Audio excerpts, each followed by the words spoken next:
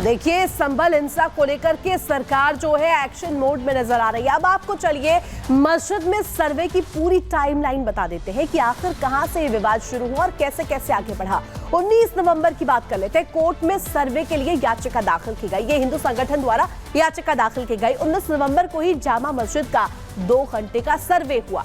इसके बाद मस्जिद के आसपास कैमरे लगा दिए गए। कैमरे एहतियात के तौर पर लगाए गए।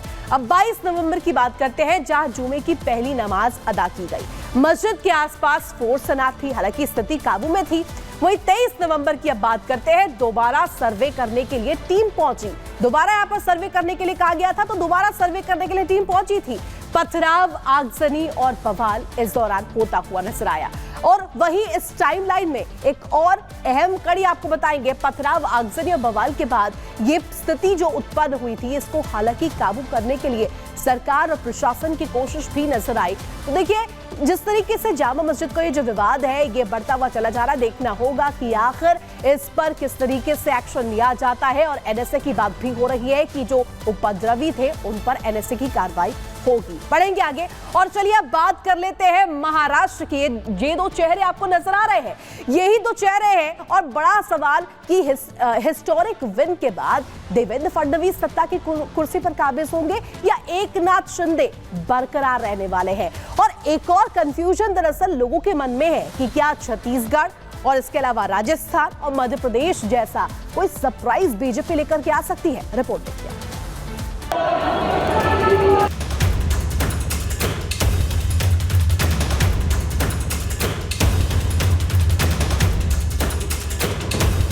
सभी विधायकों ने एक मत से विधायक दल का नेता मुझे चुना, इसलिए मैं उनको बहुत बहुत धन्यवाद देता हूं। महाराष्ट्र में महायुति ने सत्ता तक पहुंचने की रेस बेहद शानदार तरीके से जीत ली है। सत्ता की लड़ाई महायुति ने ऐसी लड़ी कि विरोधी कहीं गायब हो गए। लेकिन अब सत्ता की कुर्सी पर बैठेगा कौन, इसे लेकर मंथन तेज हो गया है। देवेंद्र फडणवीस और एकनाथ शिंदे में से किसके नाम पर फाइनल मुहर लगेगी, इसे लेकर अभी बहुत कुछ तय होना बाकी है। खबर है कि आज मुख्यमंत्री एकनाथ शिंदे, उप मुख्यमंत्री देवेंद्र फडणवीस और उप मुख्यमंत्री अजित पवार दिल्ली आ सकते हैं। बीजेपी आलाकमान के साथ तीनों की मुलाकात होगी और सीएम पद को लेकर चर्चा होगी। एकनाथ शिंदे और अजित पवार अपने अपने विधायक दल के नेता चुन लिए गए हैं। हालांकि बीजेपी विधायक दल के नेता को लेकर अंतिम फैसला आना बाकी है। रविवार को जब एकनाथ शिंदे अपने विधायकों और नेताओं से मिलने पहुंचे, तब उनके समर्थकों ने उनका स्वागत कैसे किया, आप भी सुनिए।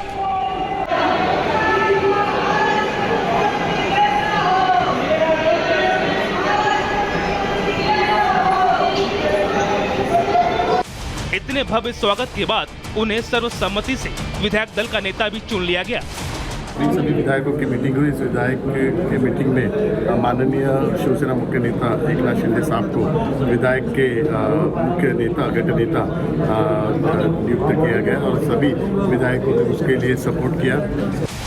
सीएम शिंदे ने इस मौके पर अपने विधायकों का धन्यवाद किया। सभी विधायकों ने एक मत से विधायक दल का नेता मुझे चुना, इसलिए मैं उनको बहुत बहुत धन्यवाद देता हूं। जो विश्वास उन्होंने जताया, इसके लिए उनको बहुत बहुत शुभकामनाएं। शिंदे के खेमे की मांग है कि उन्हें मुख्यमंत्री बनाए रखा जाए। वहीं बीजेपी नेताओं की दृढ़ इच्छा है कि उन्हें प्रतिनिधि देवेंद्र फडणवीस को नई सरकार का प्रभारी बनाया जाए। ऐसे में इस मुद्दे को सुलझाने में बीजेपी आलाकमान का मत सबसे ज्यादा मायने रखता है। अब जहां तक बीजेपी आलाकमान के सीएम चुनने की बात है, तो वहां एमपी, छत्तीसगढ़ और राजस्थान में पार्टी ने चौंकाने वाले फैसले लिए हैं। ऐसे में अब क्या ये माना जाए कि महाराष्ट्र में भी चौंकाने वाला नाम सामने आ सकता है, या फिर देवेंद्र फडणवीस और एकनाथ शिंदे में से कोई इस कुर्सी पर बैठेगा? Bureau report, Republic Bharat.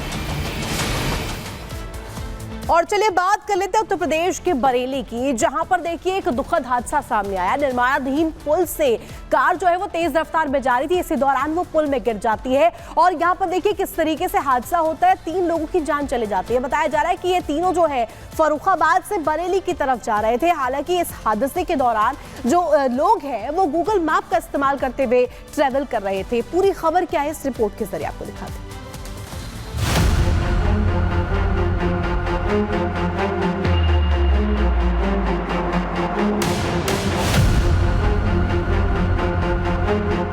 अगर आप भी गूगल मैप के सहारे अपना सफर तय करते हैं तो जरा संभल जाइए, क्योंकि उत्तर प्रदेश के बरेली से एक ऐसी चौंकाने वाली खबर सामने आई है जिसे देखने के बाद आप भी गूगल मैप के इस्तेमाल करने से पहले 10 बार सोचेंगे। दरअसल गूगल मैप की वजह से ही बरेली और बदायूं सीमा पर दर्दनाक हादसा हुआ। फरीदपुर थाना क्षेत्र में रामगंगा नदी पर फरीदपुर बदायूं के दातागंज को जोड़ने वाले अधूरे पुल से टैक्सी परमिट की कार नीचे गिर गई, जिससे 3 लोगों की दर्दनाक मौत हो गई।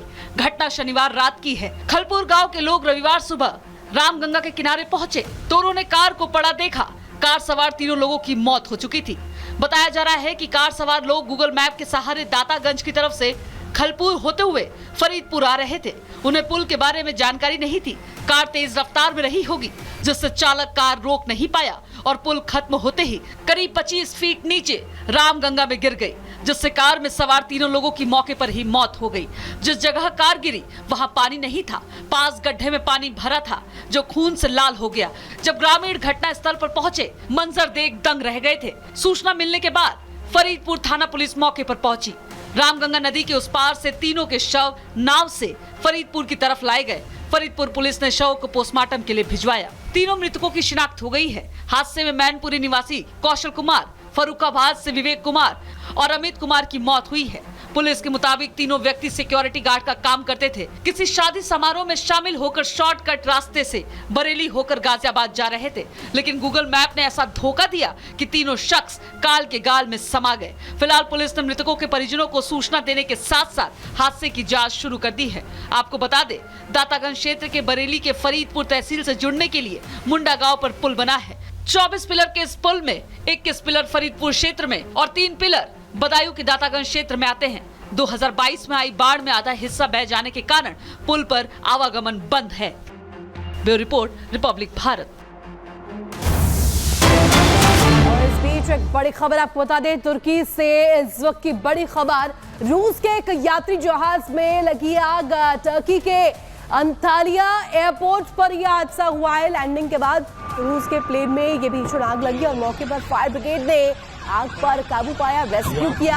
हादसे में सभी यात्री पूरी तरीके से फिलहाल सुरक्षित बताए जा रहे हैं। हालांकि तस्वीर आपको दिखा रहे हैं रूस का जो प्लेन है, यहाँ पर देखिए किस तरीके से एक्सक्लूसिव तस्वीर निकलकर सामने आई। बाल 95 जो यात्री है उनकी जान बची है। फिलहाल हादसे में किसी यात्री की यहाँ पर घायल होने की कोई जानकारी नहीं है। फायर ब्रिगेड की टीम ने हालात पर काबू पा लिया है।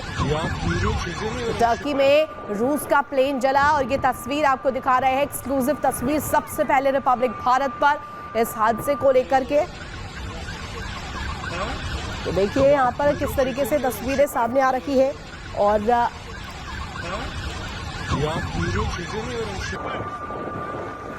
तो देखिए ये तस्वीरें आपको लगातार दिखा रहे हैं। यहाँ पर रूस का जो प्लेन है टर्की में हादसे का शिकार हुआ है।